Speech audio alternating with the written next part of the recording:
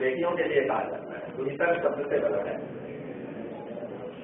और अलग अलग लगाए जाते हैं। कोई कहता है कि गाय दुही जाती थी, वो जो गायें वही दुहती थी इसलिए दुहिता थी, और कोई कहता था कि दूल्हे एक साथ दूध चली गई इसलिए वो दुहिता थी।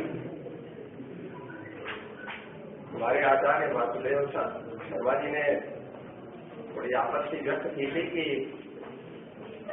उनके ही परिसर में उनको अतिथि बना दिया गया। घर उनका था और मैं तो घर वालों में से था और मुझे मुख्य अतिथि बना दिया।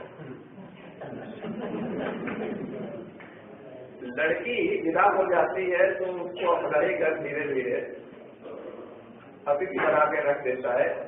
पूछ कर आएंगी, पूछ के जाएंगी। यहाँ जो दो वर्ग हैं उनका होना निश्चित तौर पर उपादेय है और समीचीन भी है। एक वो है जो सीख रहे हैं और दूसरे वो है जो सिखा रहे हैं।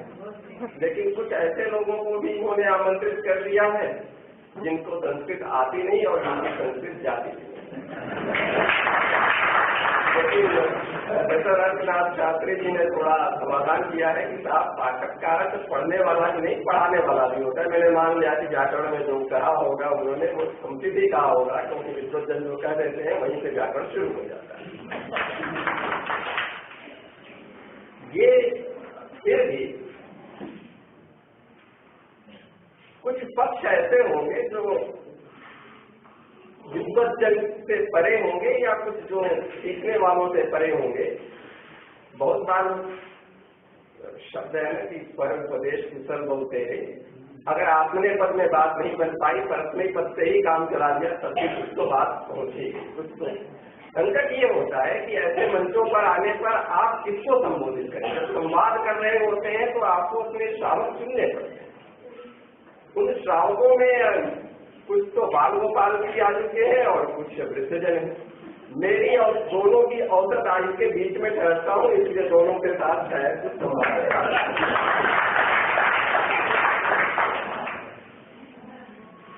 विश्व में लगभग 9000 भाषाएं हैं। एक लिंग्विस्टिक गणना है, कुछ लोगों के हिसाब से कुछ कम बैठ सकती है, कुछ ज्यादा हो सकती है। उनमें से 2000 के करीब केवल एशिया में बोली जाती है। भारत से ज्यादा भाषीय तौर पर समृद्ध केवल एक ही छोटा सा देश है, पापुआ न्यू गिनी।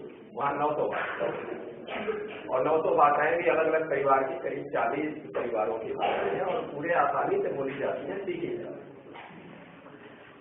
आज हम जब संस्कृत भाषा की विवेचना करने चलते हैं तो वो दो तथ्य उसके सामने हैं। हमेशा दो पक्ष रहे हैं। मैं दोनों पक्षों में अपने स्तर पर कुछ संतुलन लाने की कोशिश करूंगा।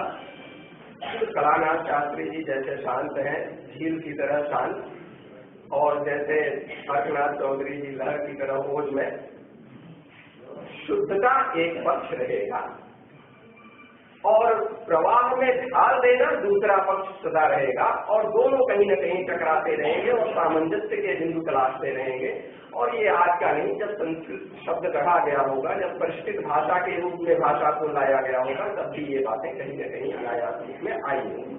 इवन जब भी पाणिनि का समय रहा होगा तब भी ये बातें नहीं होंगी। कात्यायन और जो अन्य पतंजलि जैसे लोगों ने महाभाष्य लिखे या वार्षिक लिखे, तब तक चीजें जुड़ती रही होंगी।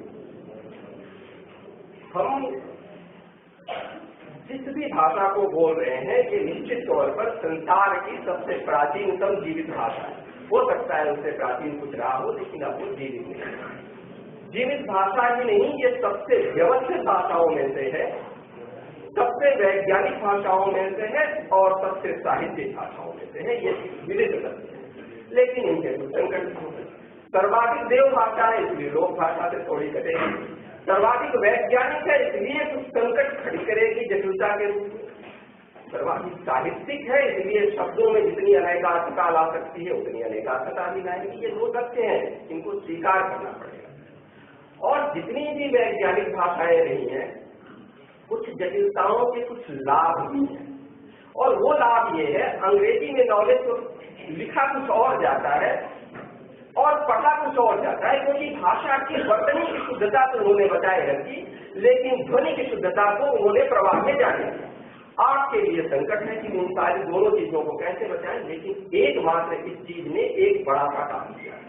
जिस समय विश्व भाषा के रूप में अंग्रेजी इतनी लोकप्रिय नहीं थी, उस समय विश्व भाषा का काम लगभग संस्कृत करती थी। यहाँ तक कि सिंगल द्वीप में भी जाने के बाद अगर रावण अपनी बात समझ लेता था तो उसके पीछे कारण था कि आपकी उन द्रविड़ भाषाओं में